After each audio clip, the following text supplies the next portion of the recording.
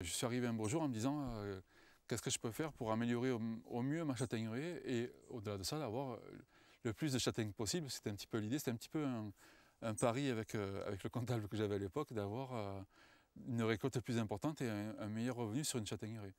Alors ça a été une bagarre assez intense, que ce soit dans la famille ou avec les voisins, qui me disaient mais il ne faut absolument pas faire de coupe comme ça, tout raser, tout enlever, ça va sécher, les arbres vont souffrir et tout. Et il s'avère qu'au bout de quelques années, j'ai gagné un tiers de volume de branches, de branchage, et du coup une récolte beaucoup plus importante, parce que la récolte se fait sur la périphérie des arbres. Moi principalement, j'aime bien une châtaigne qui est assez charnue, qui est très sucrée, très goûteuse naturellement, et qui me permet de ne pas avoir à mettre trop de sucre non plus dans la confiture derrière. Donc c'est comme ça que je choisis. Après, il y a un truc qui est intéressant aussi, c'est de prendre des variétés qui soient très tardives.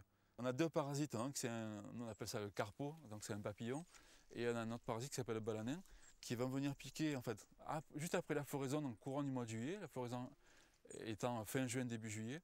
Ils viennent piquer au moment où la bogue commence à se former, et les châtaigniers qui sont tardifs, du coup la floraison est décalée, la croissance est décalée, et le parasite quand il arrive, c'est trop tôt par rapport à cette variété-là. Donc c'est pour ça que cette variété-là elle est intéressante à renouveler et à reproduire.